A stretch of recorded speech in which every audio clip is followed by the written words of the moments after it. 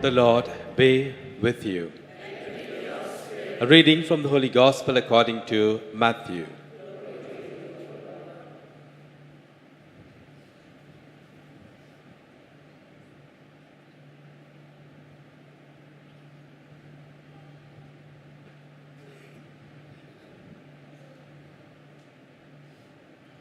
Jesus said to his disciples, "The kingdom of heaven is like a landowner going out at daybreak to hire workers for his vineyard. He made an agreement with the workers for 1 denarius a day and sent them to his vineyard. Going out at about the third hour, he saw others standing idle in the marketplace and said to them, 'Go to my vineyard too, and I will give you a fair wage.' So they went. At about the 6th hour and again at the 9th hour, he went out and did the same. Then at about the 11th hour, he went out and found more men standing round, and he said to them, 'Why have you been standing here idle all day?' 'Because no one has hired us,' they answered. He said to them, 'You go into my vineyard too.' In the evening, the owner of the vineyard said to the bailiff, 'Call the workers and pay them their wages, starting with the last arrivals and ending with the first.' So those who were hired about the 11th hour came forward and received 1 denarius each. When the first came, they expected to get more, but they too received 1 denarius each. They took it, but grumbled at the landowner. 'The men who came last,' they said, 'have done only 1 hour, and you have treated them the same as us, though we have done a heavy day's work in all the heat.' He answered one of them and said, 'My friend, I am not being unjust to you. Did we not agree on 1 denarius? Take your earnings and go. I choose to pay the last comer as much as I pay you. Have I no right to do what I like with my own? Why be envious because I am generous? Thus, the last will be first, and the first last." There is nothing in Bahasa? No?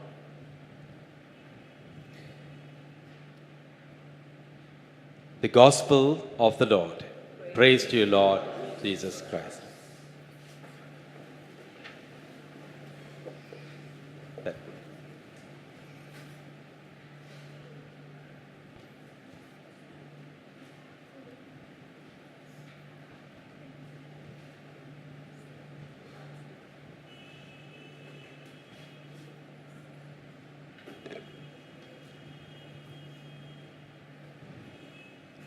Saudara-saudari yang dihormati, bacaan Injil tadi adalah daripada perumpamaan dari Santo Matius bab 20 ayat 1 hingga 16, di mana kita dihuraikan bahwa kerajaan Allah adalah bagaikan seorang penjaga ataupun tuan punya tempat ataupun kebun anggur yang mahu masukkan semua pekerja ke dalam kebunnya. Daripada jam pertama, ketiga, kelima, kesembilan, dan ke-11. Yang datang buat kerja 1 jam pun dapat gaji yang sama 1 denarius. Bacaan hari ini menghuraikan yang Tuhan Allah Bapa adalah Bapa yang begitu murah hati kepada semua, terutama kepada semua pekerja di kebunnya.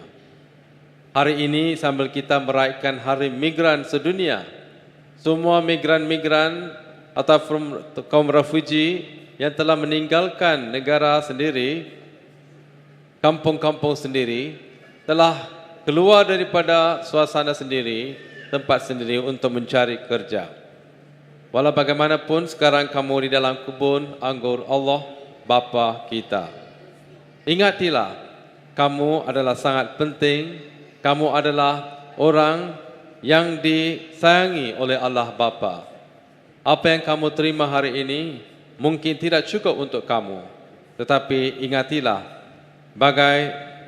sebagai mana kita diceritakan dalam cerita hari ini, Tuhan punya kebun itu begitu murah hati kepada semua, terutamanya yang datang, yang akhir dalam kebunnya, pekerja pun terima 1 denarius. Pada masa Yesus dahulu, 1 denarius adalah upah yang cukup untuk pekerja itu untuk membawa dan memberi makanan kepada istrinya dan anak-anak semua di rumah. Maka selepas makan mereka semua rasa gembira. 1 denarius adalah lambang kegembiraan yang diberi oleh Allah Bapa yang begitu murah hati kepada semua, terutama kepada kaum migran, pekerja-pekerja. Jadi dalam perayaan hari ini, marilah kita ingati bahwa kita perlu rasa bangga, gembira. Bukan setakat mahu buat komplain ataupun mahu rasa iri hati kerana orang lain murah hati ataupun Tuhan murah hati kepada yang lain. Tapi marilah kita rasa gembira kerana Tuhan begitu sama sekali kepada semua yang baik dan yang jahat, yang tidak berdosa dan juga kepada semua yang berdosa. Tuhan akan selalu memberi dan murah hati. Dalam misa hari ini kita terutamanya dengan secara spesial mengingati dan mendoakan kepada semua kaum migran yang hadir di sini, yang semua tidak dapat hadir.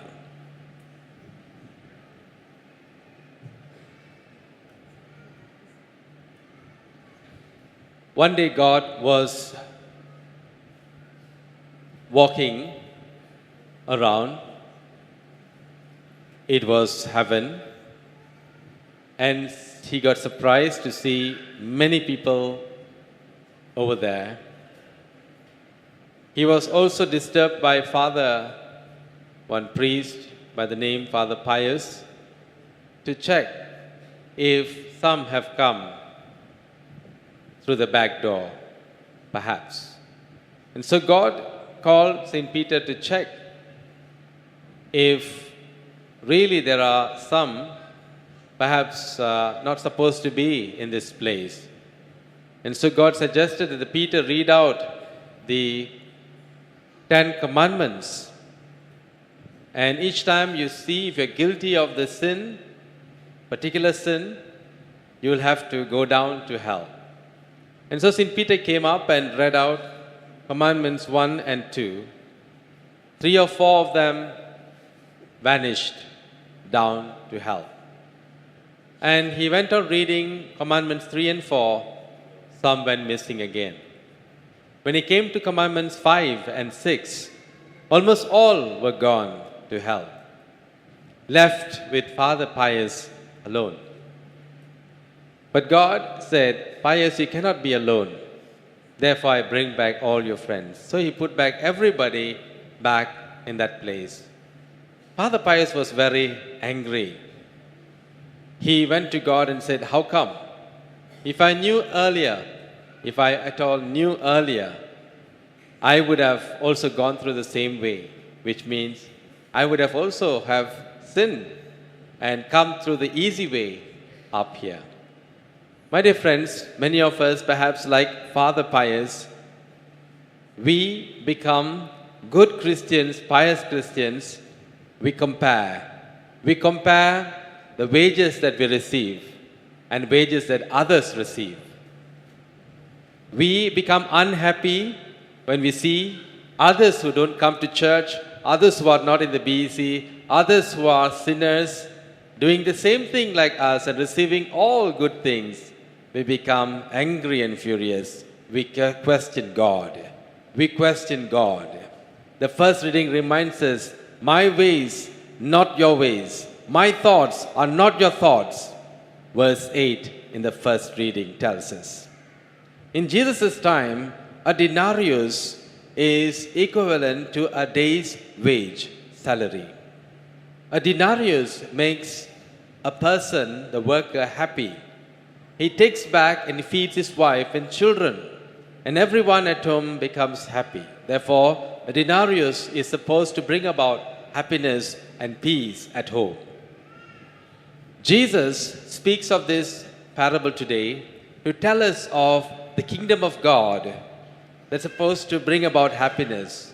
And happiness is for everybody, those who are in, those who are out.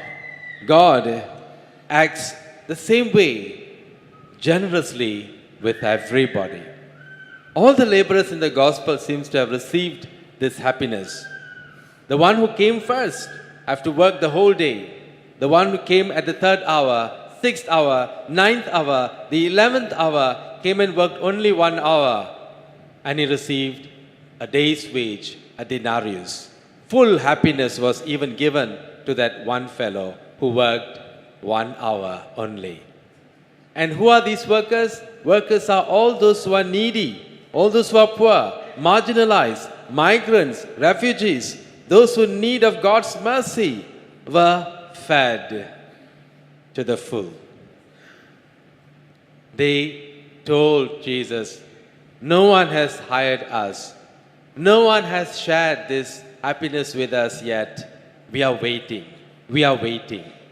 Sometimes the migrants and refugees who come for Mass at visitation, standing there, and perhaps if Jesus passing by, he will ask, what are you doing here? No one has called you for breakfast today? No one has invited you to sit inside with people? No one has come to shake hands with you? No one has come to say hello to you and ask who you are and where you're from? And the reply from the migrants and refugees are, no one has hired us, Jesus. So the response is the same even today as we hear. We are challenged today to show justice, to show love, to be a little generous in all that we do today. But we meet the Pharisees who are the right opposite. They spoke of justice. They spoke of injustice. They grumbled because they saw the landowner was too generous.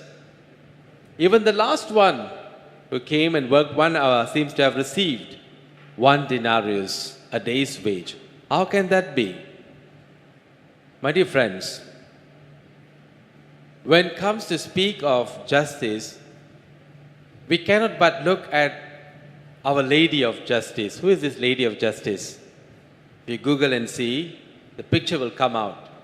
Or perhaps you can see in movies, when you go to the court house, you will see this Lady of Justice. And there are 3 important attributes given to this Lady of Justice. 1, you see her blindfolded. 2nd, you see her balanced. She'll be holding the weighing thing, no? And it's balanced. The 3rd, she's holding a sword. I would like to just look at the blindfold that she has. Why do you think she has to be blindfolded? Perhaps, blindfolding is also good. At home, if your children are crying and you have bought something, you want to give something to each of them. Sometimes the best one will receive 2 and the small one will cry, how come sister receiving more than what I'm supposed to get? Mommy, you're being so unequal. Everybody has to have the same share. It's very difficult. Sometimes it happens at home. And so what we do, we seems to choose even at home. When we see a person, we seem to give a little bit more because we are disturbed. We tend to give a little bit more to this fellow and a little lesser to the other. But we are all doing good. But sometimes it becomes imbalance.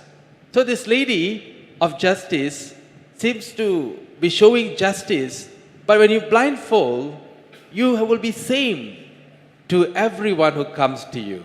That is the idea here.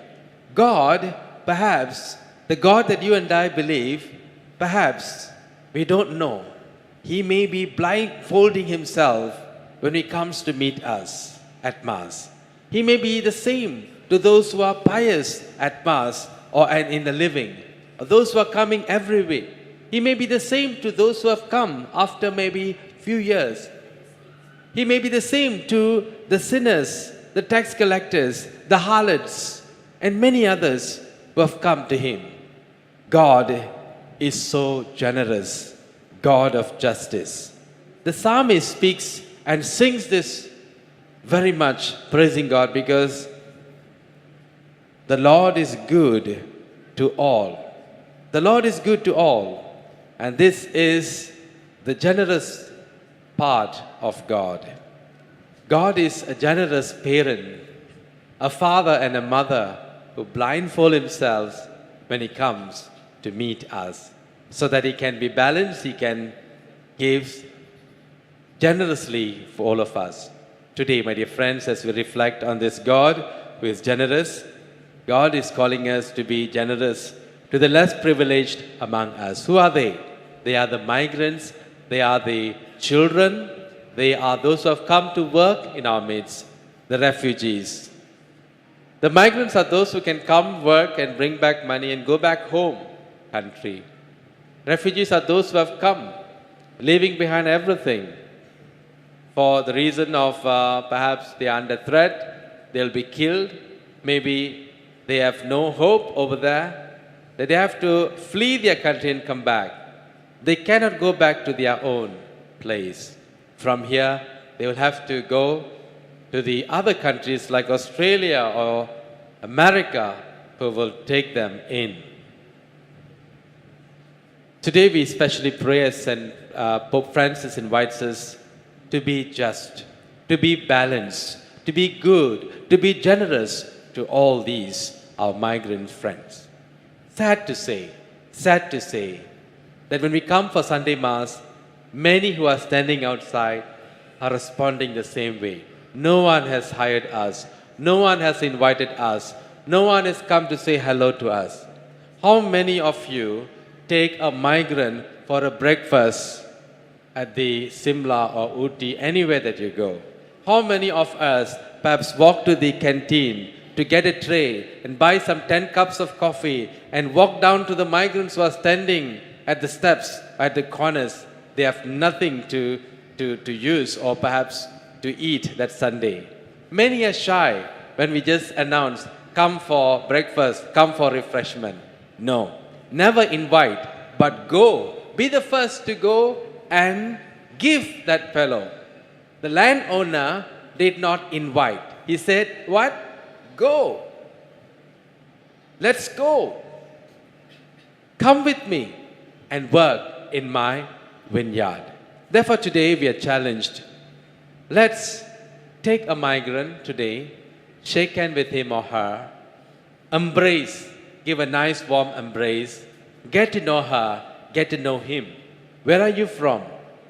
What's your name? What do you do? Can I pray for you? Can I take a selfie with you and upload in the Facebook today and proudly tell that I've come to know, I've come to own this person, my brother, my sister. May God bless you. May God bless your every deed today.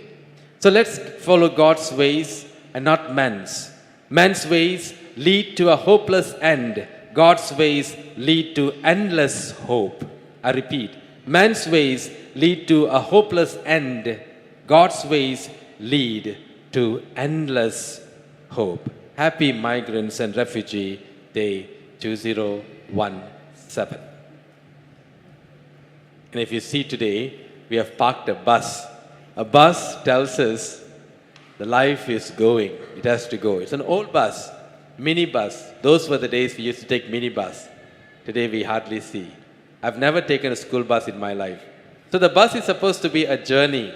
A migrant's and refugee's journey continues. There's no end. If you go into it, you'll see a room or setup of how a migrant lives today, right? So you'll be surprised. You can see their lifestyle. You can see and understand their suffering and be with them in the suffering, pray for them, and care for them and bless them today.